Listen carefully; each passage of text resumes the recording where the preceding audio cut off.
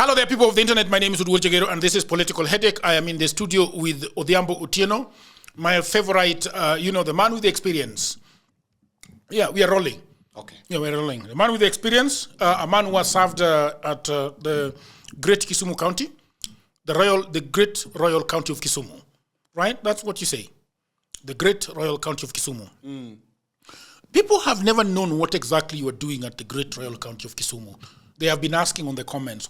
So, what gives you such articulation as far as the county things are concerned? People of the internet, what we are going to discuss today is whether we should be having elective positions for governors, or they should be appointed by an appointing body, whether it is the president or a conclave or a group of people.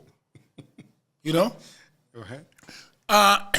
The governor of Kericho is now at the Senate fighting for his life. For his political life, for that matter. And I've just been wondering, there are so many, journeys to the Senate. And at some point, I'm just wondering whether the Senate was set up to, do this arbitration between the MCAs and their governor. I want to ask you, why do you believe that the position should not be elective, but should be by appointment? First of all, you've asked a very important question. What was I doing in the county government of Kisumu? Yeah. I never worked for the county government of Kisumu. I worked for the governor of Kisumu. Those two are very different. I was not employed by They sound the same to me. They're different.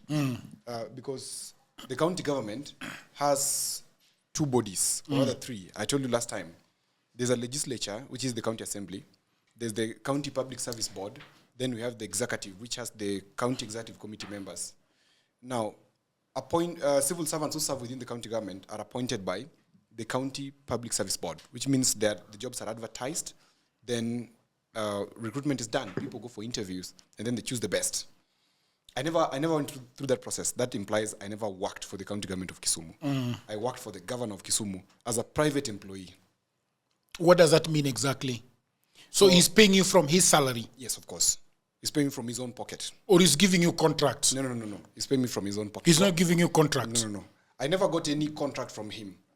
The business that I got were from other people. Because in my capacity, I was not a public servant. With his recommendation? No.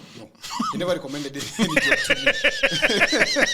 He never did that. Okay. So I was having him as a communication assistant, which means I was helping him with speech preparation, research. When he's going to particular places, I would research on who he is going to meet in consultation with the chief of staff. Yeah. Then prepare his talking points or brief him on the kind of person he's going to sit with. Because it's important for him to have a background of who he's going to sit and share with. Then also I would help with photojournalism a little bit because we were just establishing the governor's press unit then. Okay. So that's what I used to do for him now. But I want to stay at that crossroad a little bit and ask, was it necessary for him to employ you? Because this is perhaps they are ending up at the Senate, because they should be having people who are working as PA, which is hired by the county government. So why an extra person, or why couldn't he absorb you into the government? One, I've never looked for employment, and I'm not looking for one. Okay. And it was never my desire to be absorbed into employment. I already served as a journalist, for 4 years. That was enough, 8 to 5 for me. Yeah. What I wanted now was to go into business. And I was only leveraging how I knew him to businesses. And I found I could give some value, which did not need necessarily to go through the public service commission or whatever, public service board. And starting to work with him was basically to assist him at a personal level. Personal private staff may not need you to pass them through the public service board. Yes, there's that provision that you're given. You're going to be given a PA, a political advisor. You're going to be given an economic advisor. I think he has about 4 or 5. Then your committee members. Is there an advisor within the communication line? Of course. There are 2 advisors. One advisor sits within the county government structure called the chief officer of the communication department. That's the official government spokesperson at the county. Okay. Then we have the governor's spokesperson, who is normally the head of the governor's press unit. Okay? So this one, the governor's press unit chief, is not somebody who necessarily goes through a competitive process. He's an appointee of the governor.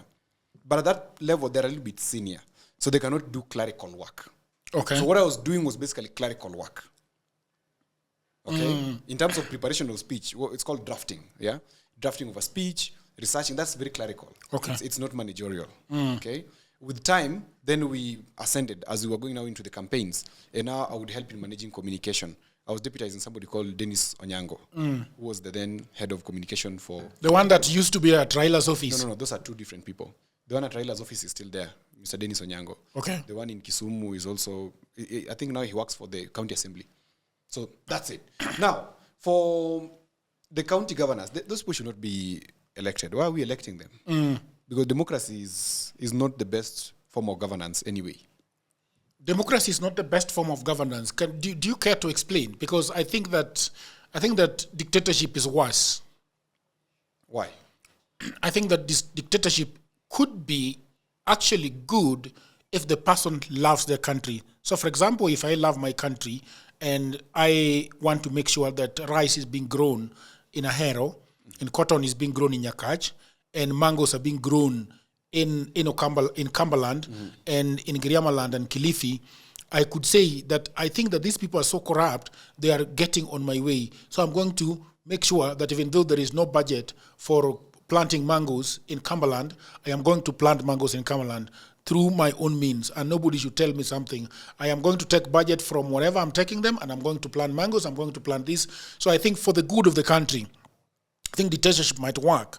But if it is dictatorship for your own selfish reasons, you get all the money and you give it to your concubines, you give it to your sons, you give it to your village mates, then I am not into that kind of dictatorship. You understand? So I think that is why the people that were for democracy decided that, all right, democracy might be the lesser evil. Don't you think that democracy is the lesser evil? Democracy is not the lesser evil, because you must understand democracy in context. Why do we have democracies? We have democracies so that we have equity of decision-making. Okay?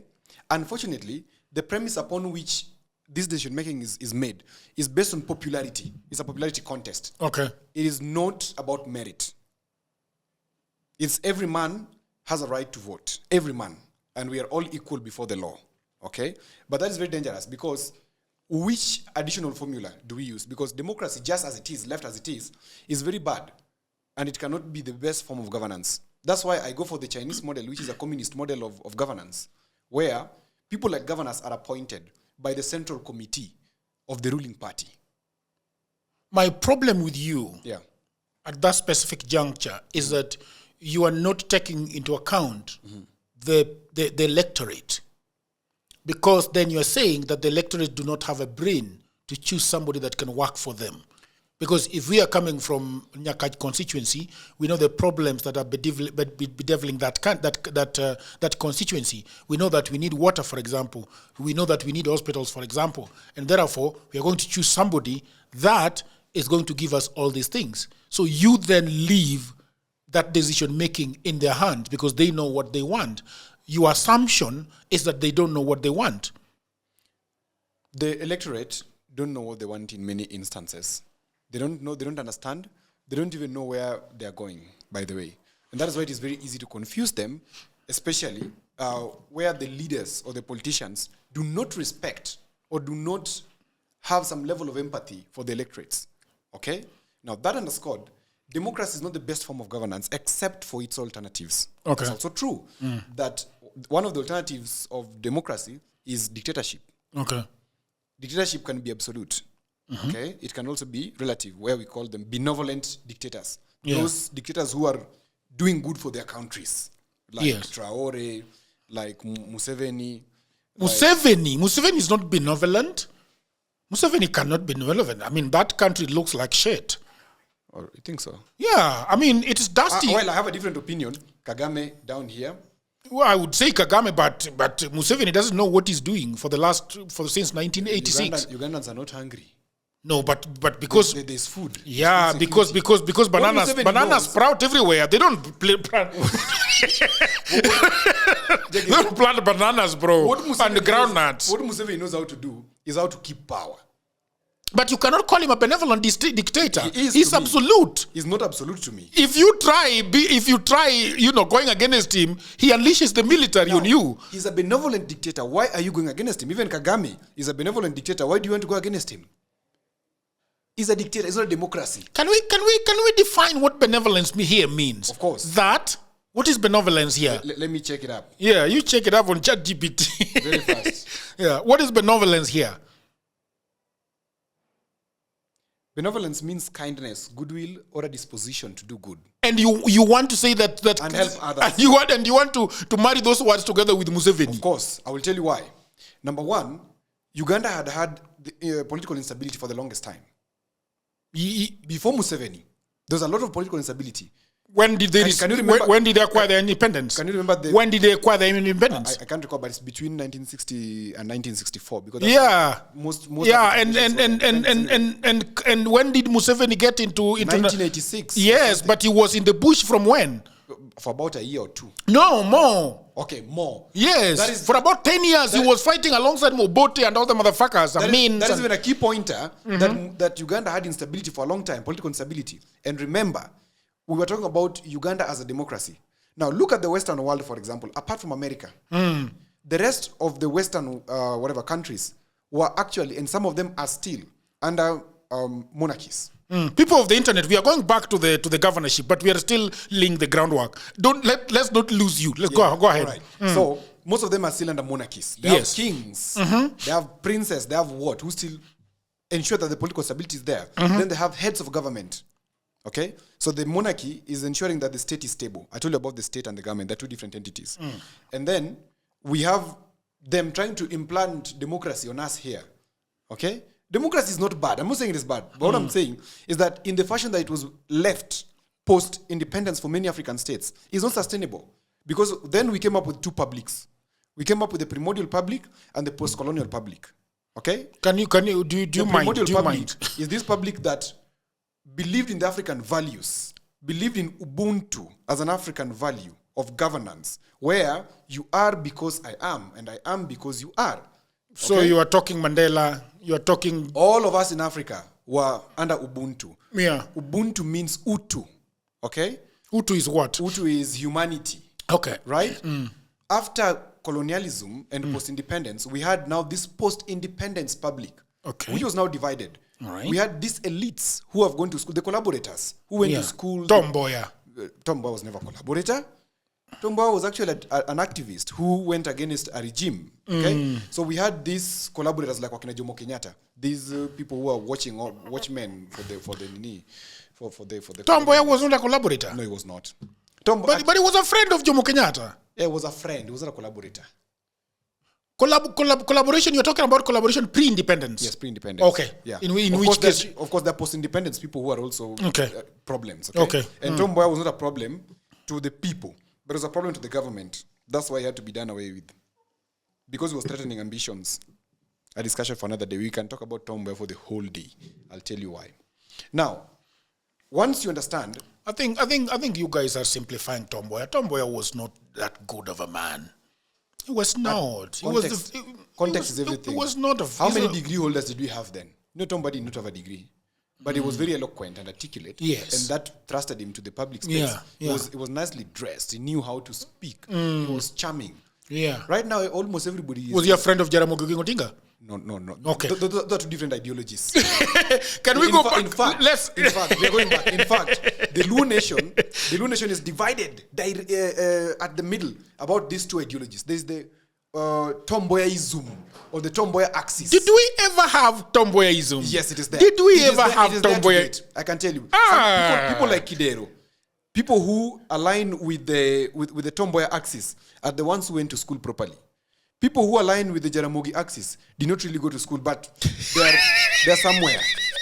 They are mechanics from Germany. I didn't say that. That is you saying. But the Jaramogi axis, let me be clear about this. I don't want it to be messed up.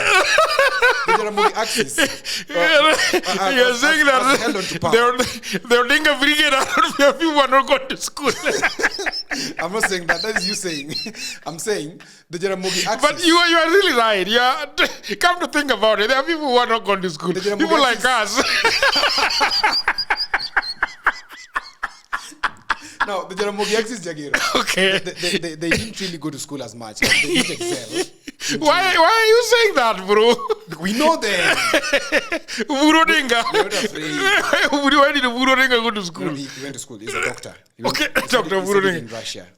He went to school. Raila went to school very properly. He holds a master's degree in Burodinga went to school.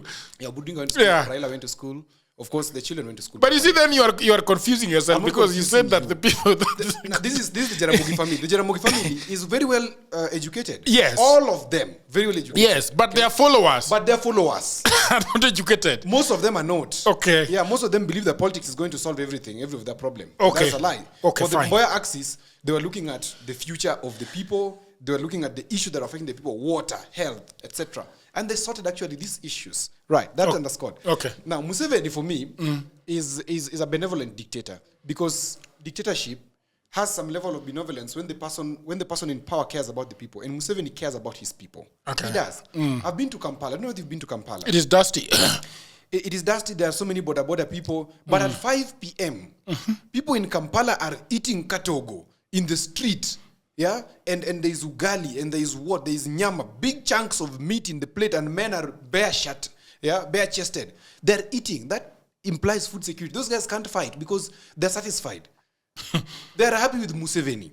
In fact, when I was there, I was so shocked when I saw posters of the son of Museveni. It's called General Kainerugaba. The madman. He's not a madman. He's a very good man. Okay, he's mad, yeah. They put a lot of posters of him celebrating his birthday. Then I asked them, why are you celebrating this guy? They're like, that is our next president in Kampala town. Okay? So he's a benevolent dictator. The people love him. He's doing some good things for them. That's okay. He's never murdered anybody. If you know, you tell us. Yeah, Museveni has never murdered anybody. Do you know anybody that is murdered? Okay, anyway. Let's go back to... So he's murdered a few people. Yeah, so you are saying that that democracy is not the best route to prosperity. Yes. Okay. To political governance. Okay. Because democracy is a popularity contest, which then invites people who have the levers of the society.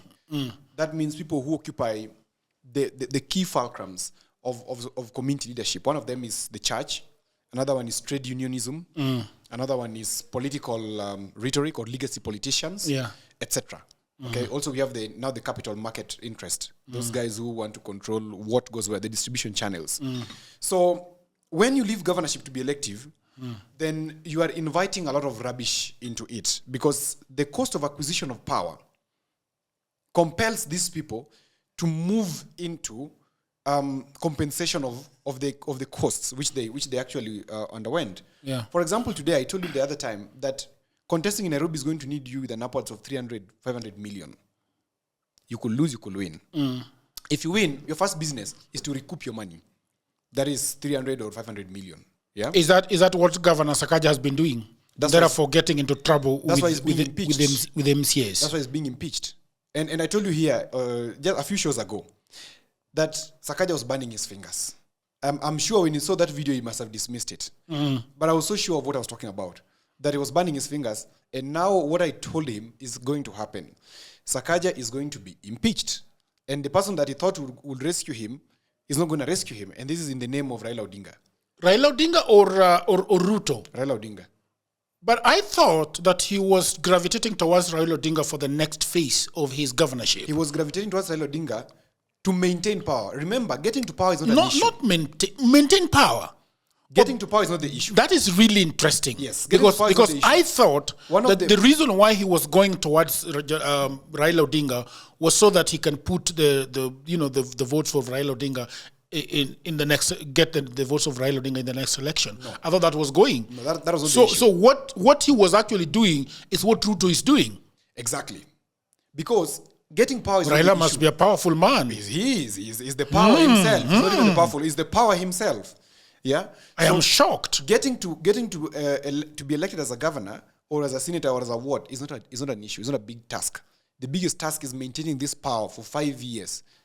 It's like Diedo, yeah? You're having something on your head, you got to balance it until 5 years. So how Sakaja wanted to balance this was very clear. He was trying to do this by, of course, getting a few people appointed from Raila's side. Okay. She did in terms of ministers, etc. ECEC. Like Alai. Alai is a minister. No, Alai is an MCA for Kileleshwa.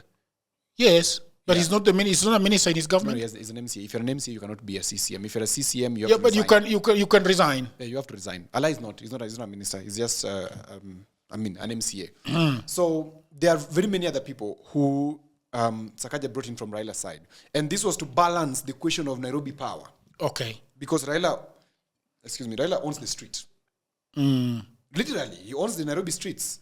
How many of Raila's adherents are in the government of Sakaja? There are very many. From the CCMs, I think there are about 4 or 5 or 3. I'm not certain. No, I'm talking about the MCAs. The MCAs, quick checkup, I can see. Yeah, but I know the assembly cannot be in government. Because I am thinking that if he was going to Raila so that he can maintain his seat post this term, then I would think that he's sensing that lots of MCAs that could impeach him around the bend are members that are affiliated to ODM. Correct? And therefore, that is why if push came to shove, rubber meet the road, then he would go to Raila and say, look, talk to your people because I'm in problems. Correct? Maybe. Yeah. Because, remember, the assembly is independent.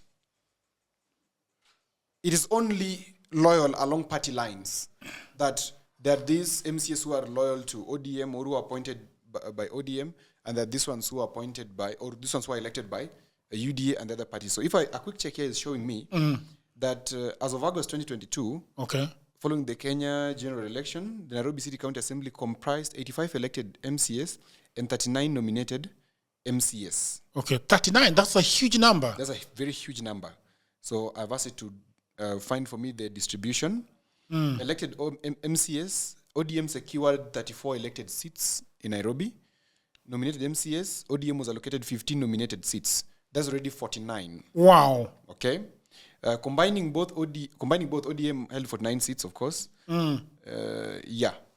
So Raila controls 49, which means basically half or above half of the MCAs. So you just need a few for impeachment to happen. Of course. So Raila is and so if Raila were to talk to all his MPs, then there would definitely be no impeachment. Yeah, exactly. Let me tell you something interesting about Nairobi impeachment. And maybe first let's go back to 2019? Or 2020? Before we talk about that, Okay. I want you to give the people of the internet. There are so many governors that are being impeached, and a lot of you guys are wondering what is going on at the county level. Right. Can somebody explain to us the power imbalance or the power balance that makes impeaching of governors such an easy task? And what is going on there? What is the power play? Can you tell us of what happens? So we have the governor sitting at the top. And then I think I wouldn't talk about the DP governor because he's useless or she's useless. Okay? and then come down and we get the speaker. I would say is the second most powerful person at the county level. Would you agree?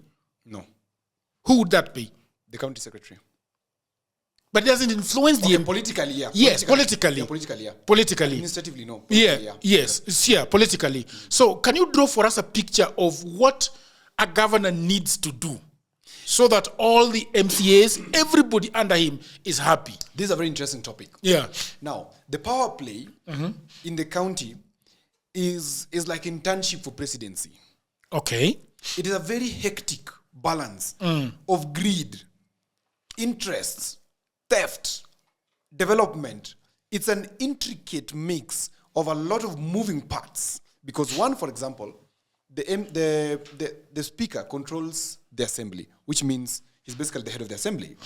The governor controls the executive, which means he controls the purse. Because up to recently, even MCAs, the assembly's budget was coming through the executive. So it's the executive that had to pay whatever, including the salaries. But just recently, there was a law that was enacted that now the MCAs are able to have their own budget run independently away from the executive. What do you mean by their budget? Okay, so the assembly has a budget. Yeah. So if you're going to be sinking holes in your catch. Yes. So that is No, that's not the role of the assembly. The assembly's role is to oversight, legislate, and represent. Okay. So they're given money for these three. That means they're paid salaries, they're paid allowances for their committees and travel costs, then running costs, of course. We have, in a budget, we always have recurrent and development. So there are also development expenditure. Like, for example, the assembly wants to build a new block. They want to build a speaker's residence. They want to build what? That one is given as development expenditure. They want to buy computers, etc. Then we have recurrent, which now goes to buying tea, buying internet, making sure that they have some few shillings to run around in terms of allowances, etc. Initially, it was being done by the CFO of the county, but now it is being done by the clerk, I think, or something of the assembly. So that is a very good development so far. Okay. Because initially, the governors held that money. They could decide what to do. They could decide to delay or control it and tell that if you don't kneel down before us, exactly, we're not giving you anything. Exactly, they will frustrate you. Okay. So that underscored. There is the speaker who is powerful, and then there's the governor. Then there is a power that is unseen here, which is the party politics. These are the key issues before the people or after the people, because once you elect them, your role basically is done until the next 5 years. Okay. So once they're in the assembly, there's war on who is the leader of majority in the assembly, who is the leader of minority, and how. Isn't it straightforward who becomes the minority? Because I remember, Ranguma had to kick out the minority leader who was from Central Nyakach. Remember, Ranguma had to kick him out. No. The minority leader, the guy from Nyakach, what was his name? From Central Nyakach? Yes. Juma, what is it called? I know the Mzee. Yeah. I remember him. It was some Mzee. No, he was not a Mzee. He was a very young man. But do you remember that? No, Juma was not during Ranguma's regime. I know what you're talking about. Juma was in Nyong'o's regime. Yes, yes. Yeah. He was kicked out as the minority, and somebody was installed that was not actually a minority leader. That is in Nyong'o. Nyong'o is the one who can do such impunity, not Ranguma. Excuse me. Okay. Yeah. I mean, Nyong'o is walking impunity. You see him, he creaks of impunity. Let's not do personal politics. No, we're not doing personal politics. He's a public official, and we can talk about him. Okay. Yeah, we're not afraid again. Okay. Anyway. So go ahead. So there's that tough balance between these three people. Now, I was saying, once you elect these people and they're in office, now they remain with their own wars. One of the issues that bring the war, and people must remember, that all wars, are about money.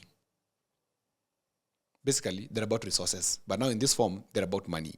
So it's about the control of the budget, what amount is placed where. Remember, these budgets are not made out of science. Can you tell us how budgeting works? Because I was being told by an MCA in my village that you could say that we want a clinic, we want a road, we want A, B, C, D. But when you reach the county assembly, you are actually being told that what we are actually going to do in your ward is A, B, C, D, is X, Y, Z. You know. Yeah. So why does that happen? Let me tell you, the process with which budgets are made currently is very flawed for me because they are executive-led.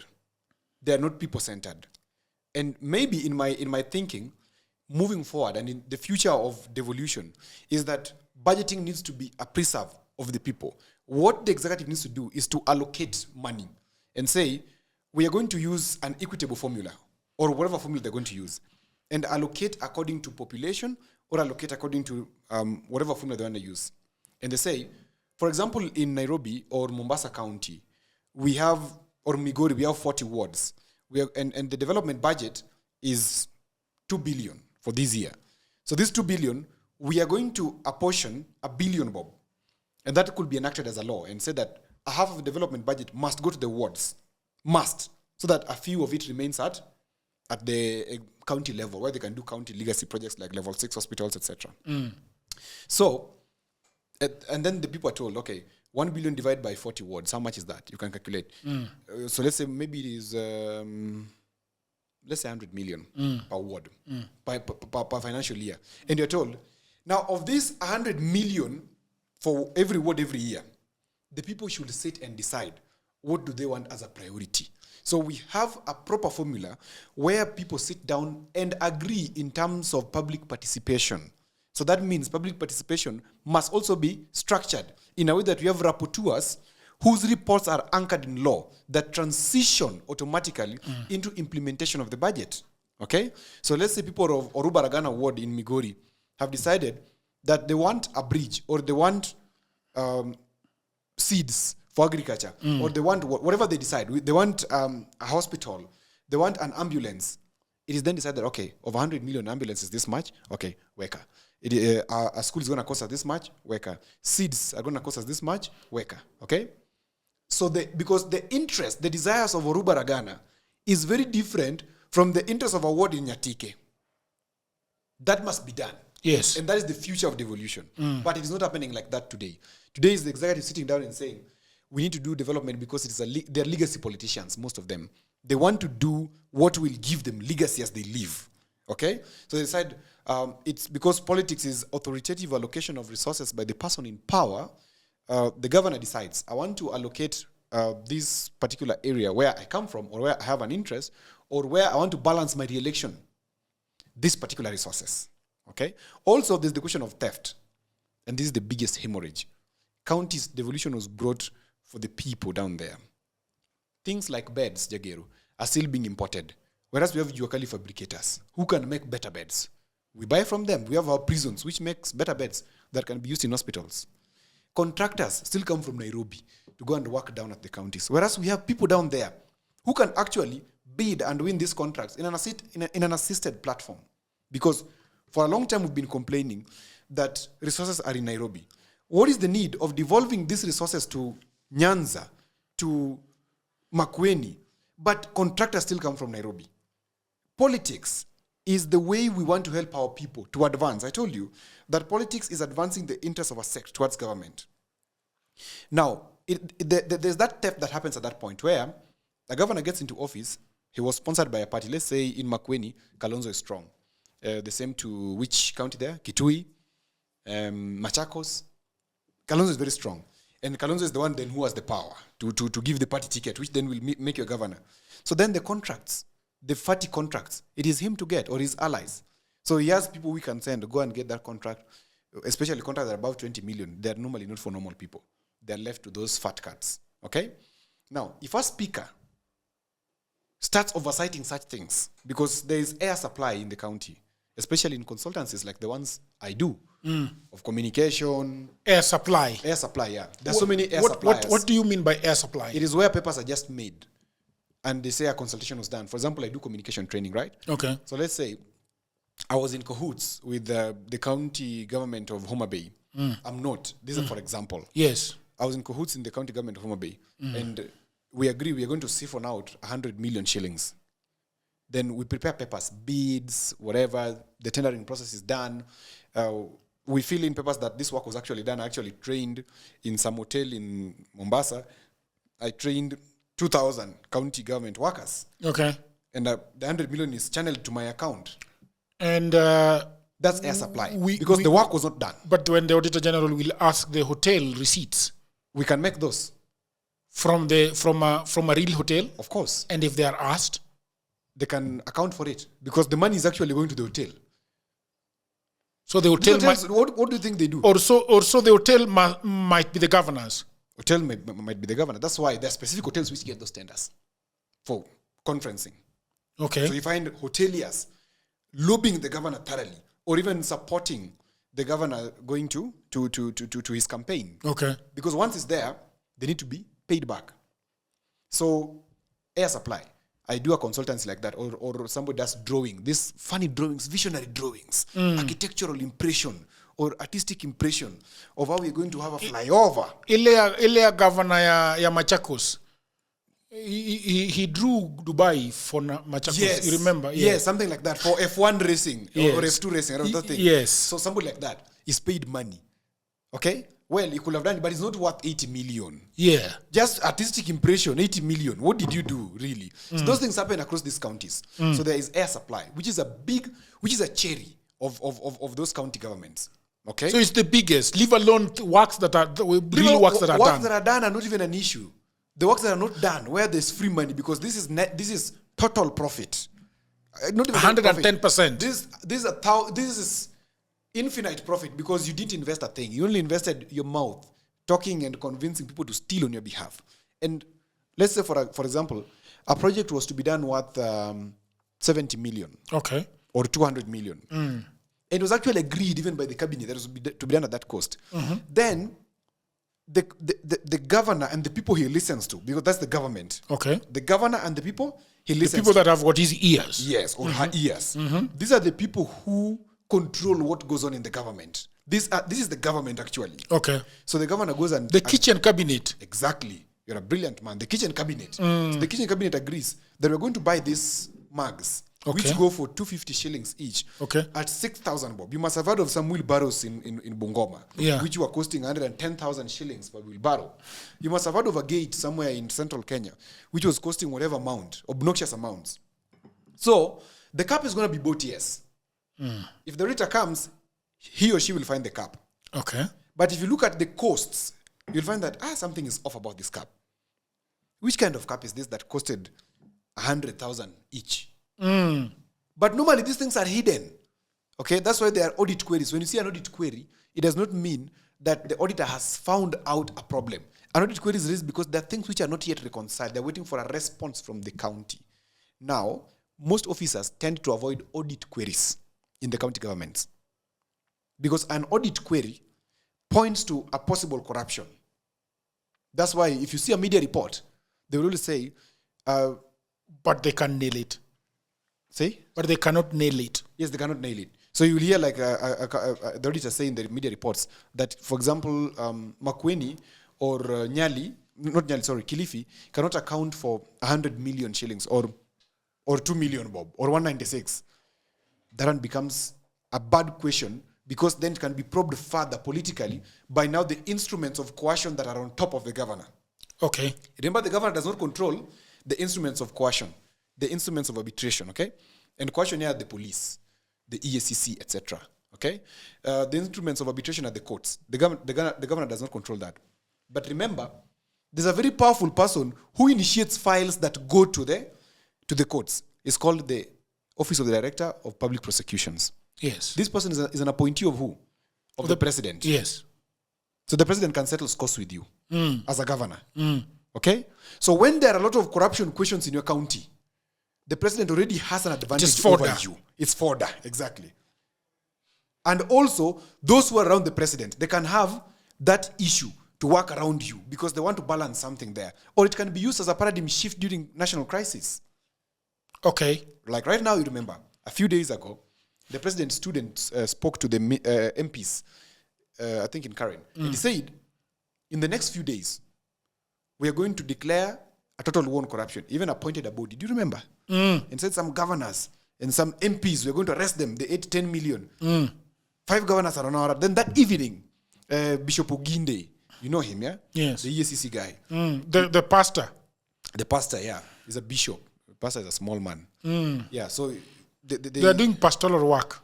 The pastoral work. The bishop is not considered in the Bible.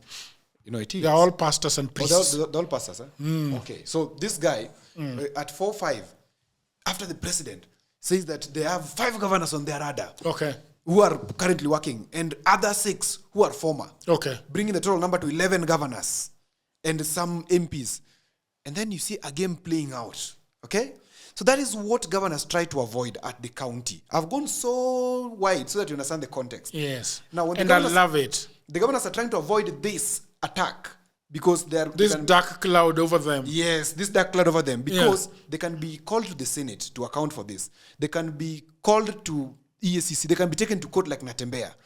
And it's a shame. It's a shame to be charged for corruption because it's your reputation. And actually, what now the governors are fearing most is that they are going to jail. Waititu is in jail. He's having a case that is live. All right, people of the internet, I hope that you're enjoying this episode very much. And I just had a break to tell you about my new book. You know, everybody says that there is no job. And that is true. Also, that was me 10 years ago. The problem is that everybody is trying to get a job in their town, in their city, in their marketplace. They ask friends for jobs, mothers call uncles, uncles call brothers, but there are no jobs. Let me tell you what no one is telling you. Jobs migrated online. What I actually mean is there are many, many jobs around the world and there is no one to do them except you. I work for Americans myself. I work for Europeans. I work for the Chinese. I work for the Australians. I work for the Canadians. And so, because I have done so much for myself, I said to myself, you know what? I should compile what I've been doing for the last 15 years. So in 2024, I wrote a digital book called Goldmine 18 Hustles for Africans. And then in 2025, AI came. People say AI is taking away our jobs. And for me, I'm going to say false. There are actually AI jobs. Jobs are not being taken by AI, but there are new jobs online that are there because of AI. Now, mimi ni nani? I created more jobs. And for now, in my new book, we have 25 online and offline jobs that you can leverage on if you do not have a job. So in this powerful volume 2, I share 25 new actionable online hustles specifically researched and tailored for Africans. My new book provides clear step-by-step guidance drawing from my extensive experience and research, including the mistakes I've made and lessons I've learned over the 15 years that I have worked online. So, what can you do online? You can become an executive assistant for busy folks in Europe, America, Canada, and get paid for tasks like watching videos and taking online surveys. Okay? You can build a lot of things. Build a business as a virtual assistant, start an e-commerce shop without capital, be an affiliate marketer, or you can also become actually an English tutor and tens of AI jobs. If you have a job, that is fine. But I also know that you can buy this book for that brother, for that sister, for that mother, for that cousin, for that husband who is watching Netflix all day at home. Buy it for your friend who is always asking for cash. You know that friend. Now, all the information is on the description below. You can also inbox me, you can WhatsApp me, or go to my website, which is odhiambo.co.ke. And now, back to programming.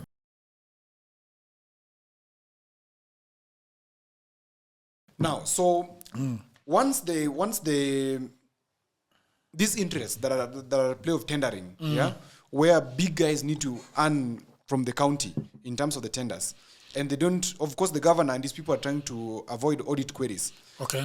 Then now, the next question that kicks in is the eating formula, because now the loot has been secured.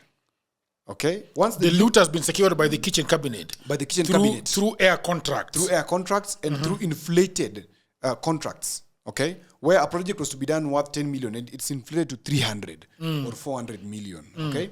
So once the loot is secured, it is to be divided. So what I'm basically saying is that the county is a looting spree for many people. And as long as you see your county very peaceful and the assembly very compliant, just know that the eating is going on so well because table manners dictate that when you have food in your mouth, you don't speak when you're eating. Okay? Where you see people talking, it means there is war. There's no eating going on. So tell me how the MCAs eat. Now, the MCAs then depend on the liaison between the assembly and the executive and the contractors who are making these huge tenders. Okay? So there's a liaison person. It's always either one of the MCAs or it's always either one of the associates of the speaker or somebody generally who acts as a liaison between the assembly and these big guys or this big guy. Now, the assembly receives this money, not officially because it's not within the official records. This money is earned it's brought in as cash. It's not wired as whatever standards. No, as cash. It's given to the MCAs. Now, when this does not happen... For what reason? It's a bribe. Okay, so the money comes in cash. Yeah. And he's saying that, okay, we have done so many air deals. Yes. To the tune of 200 million. Correct. And we know that there are people sitting on the fence looking at us. Why is the food getting served? Exactly. And so we say, okay, we have got so many MCAs. We are going to tuna about 2 million each and put in their hands. Yes. So if the air was 200 million, it is free money. The 200 million is just free money. Okay. So they take, let's say, 50 and push to the assembly. Then 50 to the party leaders. These party leaders eat money from the assemblies, from the counties, I know. Okay. Yeah. The remaining 100, they sort with themselves. The person who took it. Now there's a chain. It's a chain. It's a huge chain of people who are collecting these monies. Yeah. Now this air supply and the grid management formula is what then also breaks and leads to impeachment. Okay. Okay. So why have you supplied 500 million worth of air and I'm only receiving 500,000? Yes. Why? Why? Who is eating? Exactly. Or it can also be somebody who is very big, who is, for example, in charge of the ticket that you are using to sit where you are sitting, who has eaten that money. Your job is to keep quiet, because they say that as long as that person is happy, you should be happy. Okay. Okay? So it could be like a donor project has come to the county. Huge money. And maybe it was wired through the county government. Yeah?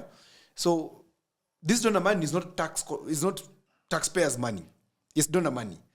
And this project has been given to somebody huge. And the money has not trickled back to the county assembly. I will tell you, that will lead to impeachment questions. So money is the number one cause. Now, above money, there are layers. Inaweza kuwa madharau, like some of these governors think that MCAs are not schooled. Well, some of them are not. Okay. They think that these MCAs are not schooled. So they want to make sure that the MCAs feel that they're not schooled. Or they fought for their 140,000. Why are they nosing around? Exactly. Or they take these MCAs to be idiots. Okay. That these MCAs know nothing of what is going on. They or they just want to be primitive accumulators. They should be under the table. Yeah, they should be under the table. They want to be primitive accumulators and say, like, you know what, I'm clean. It's called pontification. They're pontifying, or they're pontificating that they are clean, they're pure, they're not corrupt, but the audit queries reveal something different. Okay. When the MCAs, for example, summon these CCMs, so chief officers, and they refuse to appear out of the advice of the governor's council. Remember the governor and his people who've been at the government. The kitchen cabinet. The kitchen cabinet, right? So if saying don't show up. They don't show up. It means they're insubordinating the county assembly, or they're making it difficult for the county assembly to play the oversight role. Okay. Then the county assembly will feel like now, less work. Okay. When you see a county assembly working in Kenya, just know that there's no eating going on there, or eating has gone wrong. That is what happens. Now, there's also the other question of division within the assembly, where the party or the majority in the assembly at that particular moment on an issue are overwhelming than the structure that got into the assembly. For example, Nairobi County Assembly, we've read here that has 49 ODM elected plus nominated. Yes. The rest are the other parties, UDA, etc. So it means ODM is the single largest party in Nairobi. Then ODM decides they want to do away with Sakaja. What does Sakaja have to do? Sakaja is a UDA candidate, or is a UDA governor. He has to talk to ODM to ensure that he has the majority. So he must secure ODM first as a majority. How do you go for ODM? You go for the wholesaler. You don't go for the retailers. The retailers now are MCAs. You go for the wholesaler, who is who? Raila Odinga. So okay. What do you give him what he needs to be given? And what is the assumption that he's going to give part of it to the MCAs? No. Even when he takes the whole of it, there's no problem, because once it's eaten, the rest of us are happy. Yeah. And eating here could mean in terms of concessions, it could mean in terms of appointments, anything. Yeah. And with appointment, with concessions, it's an issue of resources. Okay. Who is getting what? Raila can decide, Jagiru is today becoming a billionaire, and you become a billionaire because Raila said. And Nairobi is such a county where the following people always live and become governors or MPs. One is the leader of majority in the assembly, the speaker in the assembly, the leader of the head of budget committee. Those ones always head straight into MPs or governor's position, because the level of money they get is in billions in that assembly, literally. And who makes them get these billions? It is these party leaders. So Sakaja decides and deals with ODM, the wholesaler, and leaves the retailers. Okay? That issue is sorted. Now, if he deals with the wholesaler and the interest that are at that moment heavier than the price that was acquired, or the price that he was acquired at, then he still loses. That is Sakaja. Because you could have given Raila whatever he wanted, but the state has interests in particular segments of that county. For example, now you are seeing something going on which you can't trace its head or its tail. There's something going on of 70 MCAs signing an impeachment motion. Why is that happening? Because if the party leader of ODM and the party leader of UDA, who is Ruto, could have agreed, they will not be signing of a motion to impeach the governor because it gets to them.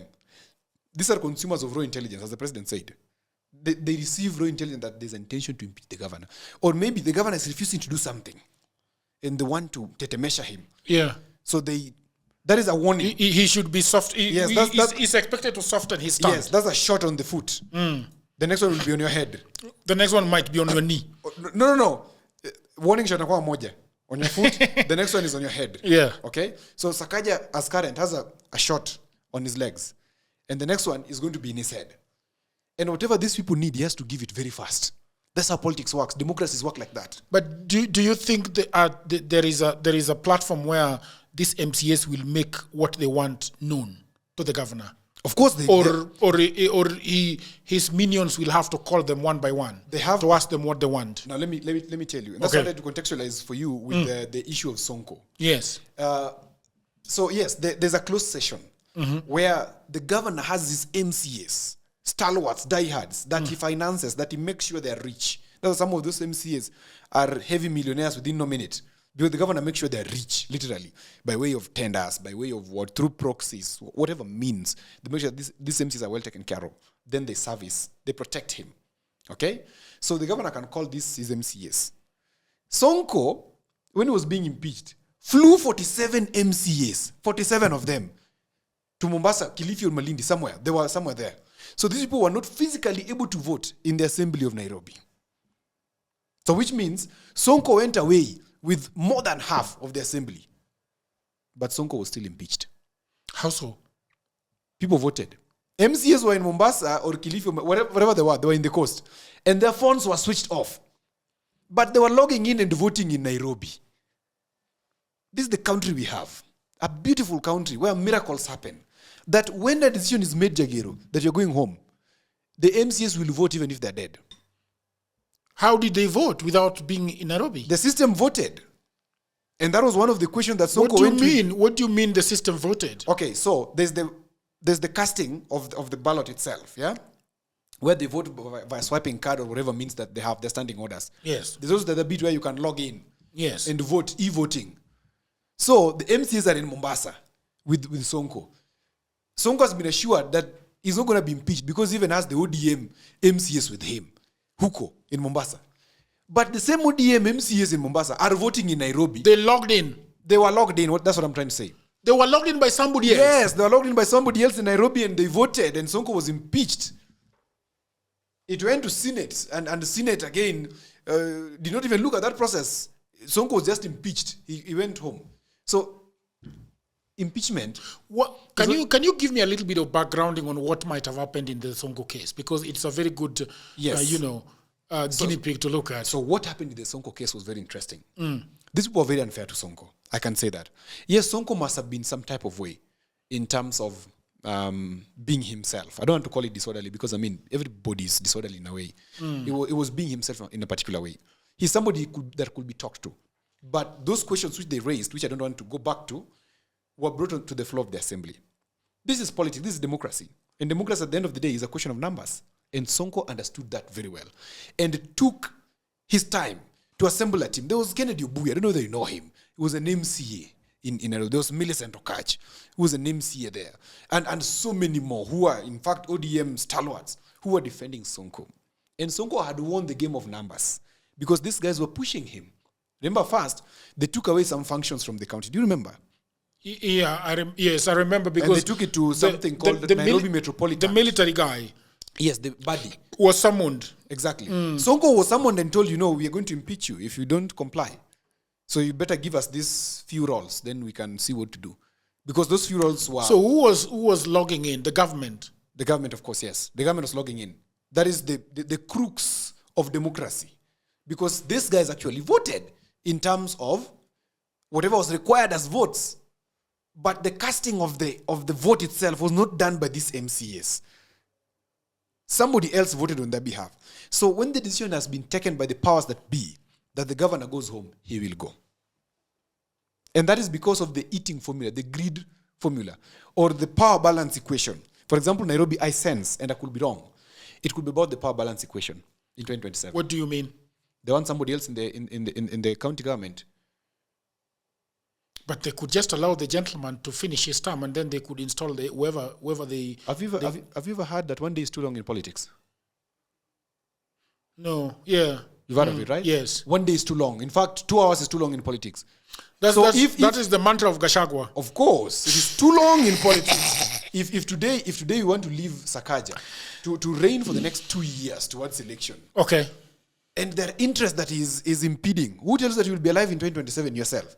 Nobody knows. So you deal with it now. It's a matter of urgency. It's handled today. We want to get wherever we want to go, and Sakaja is being a problem. Get him off the road. Politics is absolute. What, for example... Let me say this. Okay. That absolutism has no virtue. And unfortunately, politics operates just on that. There are no virtues in absolutism. And so the level of absolutism which it operates with, there's a lot of impunity that it comes with, which has no recognition of law or for law, has no respect of the same, and will do anything it wants to achieve its means. So politics in itself, especially elective democracy or elective whatever, democracies, are utilitarian. They don't look at the process.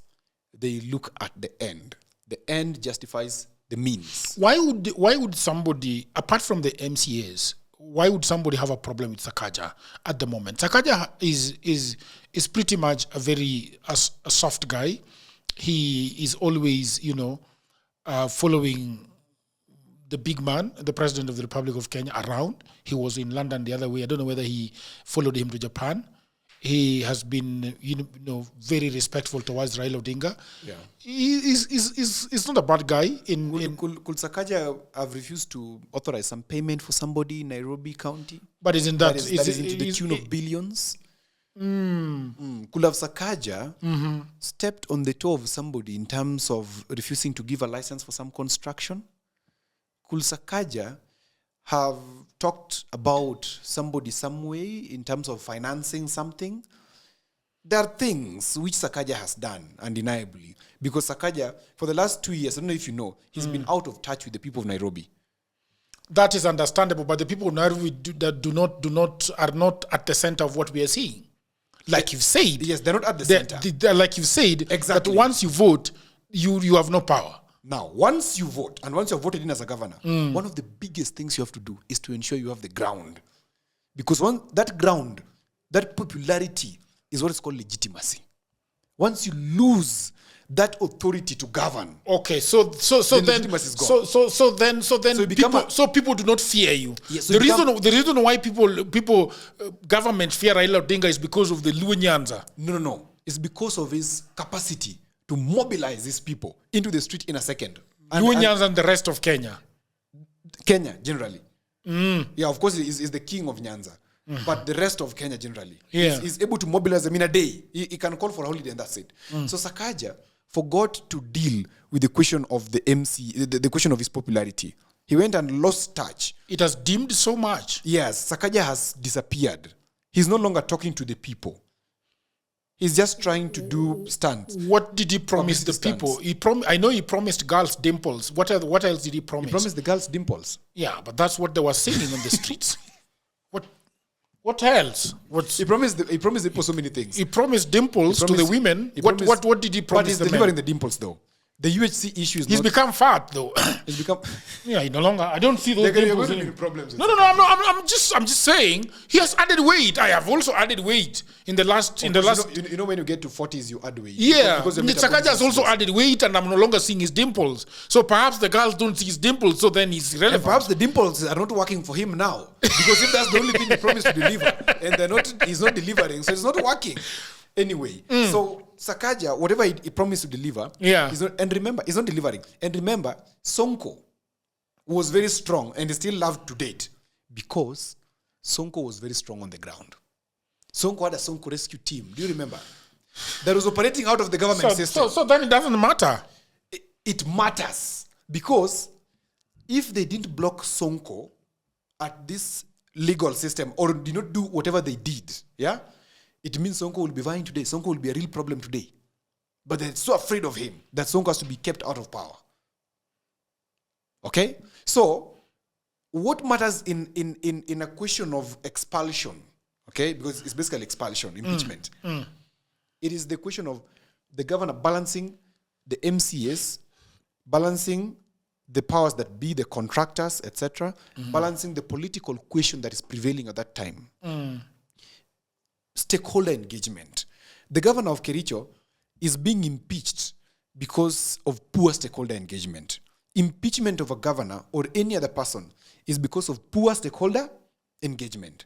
And that is why governors need to have proper people who can manage them, because at their level, Jagiru. Do you mean improper management of the grid? Yes. If you don't have proper grid management skills, you're going to go home. Because grid management skills. Yes, you must have proper grid management skills in politics, especially at executive resource positions like governor, like CCMs, like chief officers, like PSS. You must balance your track or your trade very, very well. You must know who gets what, because who gets what matters in protecting you there. How does the governor relate to the individual MCAs?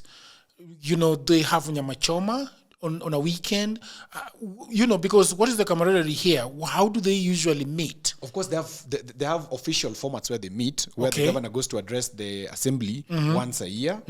Then they have lobbying between the assembly and the executive. It's a constant lobbying thing where there's a bill that but do they meet? Of course they meet. There's informal one where now they meet, they drink uji, they drink whiskey. For those who take whiskey, they do cocaine. Those take cocaine. I know some governors who do cocaine. So one of them does cocaine. Do they meet on a swimming pool and sunbathe together and talk about a billion while looking at the sun? Exactly. Have you ever heard of them take these trips to Zanzibar? Yes. Going to bond, team bonding or team bonding or the other one, they say that they are going to benchmarking. Like I imagine, right now they will be benchmarking a lot in Homa Bay where they have built that thing. Yes.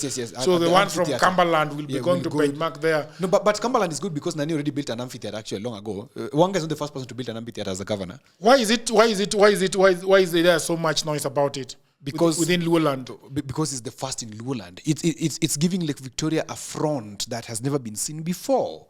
Lake Victoria basically is a bush around the lake. There's a bush around the lake, and Wanga is changing that by giving it a different perspective. That Kisumu has these private joints where guys go and like Dunga Hill Camp, like Atela Beach, which is crowded. People go and sit and enjoy the. But now, Kisumu has Hippo Point, which is a public land, which is trying to be stolen by somebody. By who? There's somebody called Jaffa Maize Millers in Mombasa or something. They cannot build a maize miller there. No, they can't build, but that guy called Jaffa wants to steal that land in Kisumu. And build maize millers? No, and build something. Hotel? Hotel. But the Kisumu government should be able to lease that land for something like that to be built. That would be a nice thing. It will be a nice thing. Because it's rotten, it's dumpy. But the formula that they want to take it with. Currently it is a dump. It's looking dubious. Hippos play there at night. Yeah, it's looking very bad. And that's why we're saying somebody like the county government needs to balance that interest very well. But can I ask you something though? Yeah. Can county government make investments such as building a nice hotel? Yes, they can. Why not? Yes, they can. Is that so? Kisumu, for example, has shares in Sunset Hotel. You know Sunset Hotel? That hotel is so bad. It is so bad because it's been run down. But Kisumu has about 3% of shares there. They don't even have towels at the Sunset. Yeah. I went there to swim. There are no towels. They don't have towels. One day I slept in the rooms. I paid 6,000, but it was so bullshit because the chair was torn. The sheets You cannot sleep at the Sunset. Yeah, I tried to sleep there. I believe there are bed bugs there. But they're very beautiful. If you look at the whatever. But they could. In fact, they could. What investment do they have at the Sunset Hotel? So Kisumu government has 3%. The other day, that's very little. You know, Sunset is a parastatal. It's an investment of the national government. The national government? Yes. It looks like something is very dubious about it. It smells like government. Yeah, it smells like government because there's theft going on there. Okay? A lot of theft has gone on and it's been run down. Because hotels are doing well in Kisumu. Why is Sunset not doing well? And it has a very good position. And it even has access to the game park.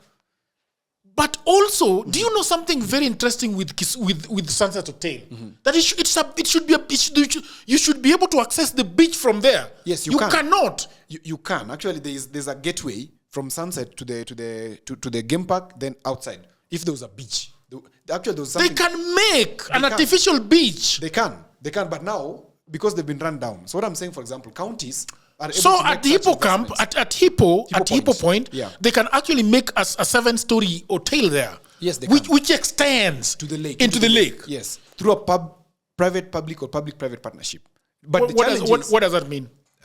Private-public partnership is where I come with my money as a private investor and I tell the government, hey, I've seen you advertising that you need this to be done. Expression of interest, okay? Yes. So the government says we need to construct the lakefront. Like Kisumu has something called Lakefront Development Authority, a parastatal of the county. It is there, okay? So the parastatal says, we want to develop the lake. We want these beaches, we want this type of hotels, we want an amphitheater, we want whatever. So it says, okay, we are inviting expression of interest from the public or private investors. Then I go and say, okay, for Hippo Point, I'm willing. That's 7-story building. How much is a beautiful 40-room 5-star hotel? How much is it? $1 billion? It depends what you're finishing. It could be an upward of $1 billion. Billion? Depending on land acquisition. So why can't the government put 100% of their money in it? Why would it be private? The government does not have that kind of money. Because the government expends on priority. Development, kidogo. Because right now, 70 shillings of every 100 shillings collected is spent on debt. We're only having 30 shillings to play around with. Debt is that we are taking this money, we are taking it out of the country. What I am trying to establish, what I'm trying to establish is Nairobi. They don't have the money. In terms of black and white, they don't have it. But in terms of the gray, it is there. I don't know if you get my point. Because I'm thinking $1 billion should not be a lot of money to build a hotel. You know the government's role is not to invest in such institutions. The role of the government is to provide an enabling environment that these institutions can thrive. But the Rwandese government is doing it. Because he's a benevolent dictator. He cares about the institutionalization of order in Rwanda. Okay?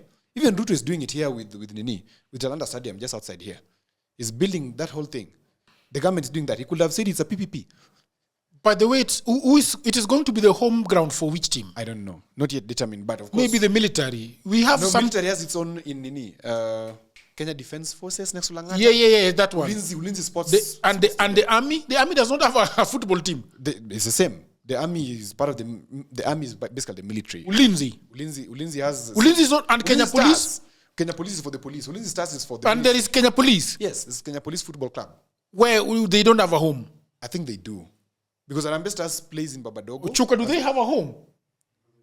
I don't think. So okay. This one can be for Kenya Police. Yeah, either way. There are a lot of training grounds. So if it was, for example, a private investment, it could cost us less in terms of the government would not have to build it. Somebody would go there and build it and then he'd collect his money for 30 years, then hand it over. Same thing with the expressway. Same thing with the road that is being touted that they want to build from Nairobi to Molo. Not to Molo, to Mau Summit. You know Mau Summit? Yeah. Odhiambo, but everything that you've explained to me sounds like corruption. Mm-hmm. Yeah, because democracy is about corruption. That's why I say democracy is not a good form of governance. I'd go with the Chinese model, where governors should not be elected. Governors should be appointed. So Ruto would be appointing them? Not Ruto. It will be the executive committee of the ruling party. For example, China has the Communist Party. Okay? The Communist Party... So Ruto's government will be... You know the challenge, you don't have proper political parties in Kenya.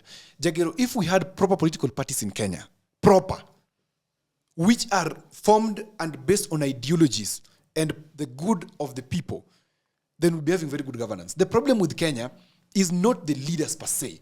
The problem with Kenya is our lack of political parties. Look at China. We have got 86 political parties. Look at that. Why do we have 86? Okay, it's a democracy. I mean, you get my point.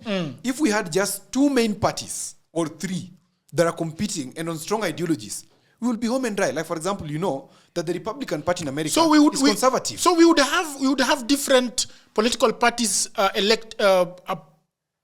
appointing governors. Yes. How? The ruling party, okay, then decides. Because a political party can be as big as the Communist Party, but it could also be dethroned. There are also some political parties in China, I believe, which could come to power. But because they admire so much the working of the Communist Party, or that's the vision of the nation, then it's easier to work. Let me first tell you this, Jagero. In the context of what we are talking about, governance of a nation, the politics of a nation, must be based on a vision. Okay? Because how are you going to govern a nation, or how are you going to lead a nation that has no vision?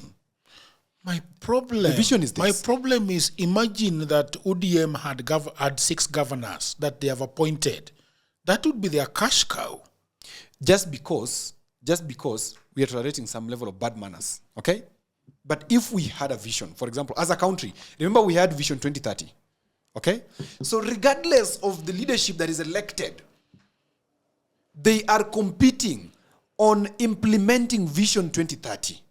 You remember, Kibaki was competing in implementing whatever he could do. When Uhuru came in, he picked 1 or 2 things, which was, there's infrastructure, which did extremely well in it. There's the bit of Madaraka train, which did not reach the farthest, but it needed to reach the farthest, which was Malaba. Okay? Now, Ruto is trying to do the affordable housing, the universal health care. That is what we call a vision. Now, between 2030 and 2060, do we have a vision? Or 2070? Have you ever had? No. By now, we should already have a vision. Now, based on this vision, regardless of any political power that gets to power, then they decide to appoint governors to these particular positions. Like, for example, the ruling party then takes the whole of the nation. Okay? We can decide and even have a council of leadership in the country. Okay? Say Raila and Ruto and who? Kalonzo, Mudavadi, Mukae pamoja. You are the council that's leading Kenya. That's fine. That's how it's done in China. Just that one of you is the presiding chairman. Okay? Now then, Chairman Mao. Chairman Mao Zedong. So they decide that, okay, in Kisumu, we're going to appoint Jagero to be our governor there. So your exemplary performance, Jagero, in Kisumu is what then will determine when they're choosing the next chairman of the council, who will automatically become the leader of the ruling party, who will then automatically become the president of the country. If you study the history of the president of China, what's his name? Xi Jinping. If you study his history, he came as he first started as a governor somewhere, an equivalent of a governor of some district. I think it was either Beijing or where. You remember during the Olympics of Beijing? Yeah, he was one of. Oh, is that so? Those people who are implementing stuff down there. So the excellence of performance at the ground is what then thrusts you to national leadership. That's why China today is the factory of the world, because they're concentrating on delivery. They're concentrating on competence. And Singapore has borrowed that model from them and blended it with democracy. And they're working so well. And Qatar. Qatar is an Emirati. Like a caliphate. Okay, not a caliphate per se, but it's an Emirati. Like it's a Muslim monarchy. Benevolent dictators. Benevolent dictators. People who care. Dubai is an absolute free market. There's no democracy there. It's just a free market with benevolence of some leadership. Okay, fact, we have to stop here. Now, let me tell you before you stop. Yeah. When these people go to the Senate, when these governors go to the Senate, there you heard the president talk about Sokohuru. Sokohuru is a huge thing in the Senate, where senators are paid to protect the governors from impeachment. The governors pay them? Yes, the governors pay them. And they chuck up to 150 million shillings or more, depending on who you want to buy and how much the cost is. Senators are bought. MCAs are bought. This thing happens all the time. So impeachment in Kenya. So when he survived, when the governor of Kericho survived last time, he extended some money to the senators. Of course, he extended some money, number one. Number two, he must have talked well with the people in the State House. The powers that be, the government, the president and the people he listens to, so that he's protected. Because when the president tells the Senate, hey, no, that guy's my guy, don't impeach him. That's it. Oduol, who is from Siaya, the deputy governor, was impeached by the county assembly, but he was saved by the Senate. Wonder why? He doesn't have a role to do. As a deputy, you said the deputies are useless. But he was impeached for what? Because the governor wanted him impeached. Exactly. Now, when he came to Nairobi, the president protected him and said, no, my guys, don't vote. Don't vote for that impeachment. Vote against it. We are securing that guy. To send a message that, it's flexing of the muscles, okay? So impeachment is more of an ego thing than actual work. Impeachment in Kenya today has not yet come to the value system. Impeachment in Kenya today is still about the eating formula. The greed of who is getting what and who is not getting what. You call it the greed what distribution? The greed management formula. And that is what we need to work on as Kenyans. Okay. Thank you very much, people of the internet. This was Odhiambo Otieno, dissecting the issue of impeachment in Kenya and why it works and why sometimes it fails. Thank you very much for your continued patronage at The Political Headache. Thank you very much for subscribing. Please, if you've subscribed, that's good. Hit on that notification bell so that when Odhiambo's video is out, you can always be notified. If you have not subscribed, please do subscribe and hit on that notification bell. We are doing something very interesting at Political Headache called Face the Nation. It is, what is it, Odhiambo? Face the Nation is a town hall series that we're starting. Political Headache is going to the people because us is not a talk shop. Yes. We are talking about real issues, and we're going to the ground to engage people on civic end of issues. We want to educate them. We want to hear them. And we want to amplify their voices in a structured manner. Because what we have realized that lacks in the political space is the channeling of these voices. And we will do it in the new media, which is podcasting. We will do it online. We will do it through physical spaces. So we'll be going to every other town, every other village in the country to amplify your voices. When you see us around you, when you advertise you're coming to where you are, please show up. Political Headache is the place to be. Thank you very much. Until another episode, bye for now. That was beautiful.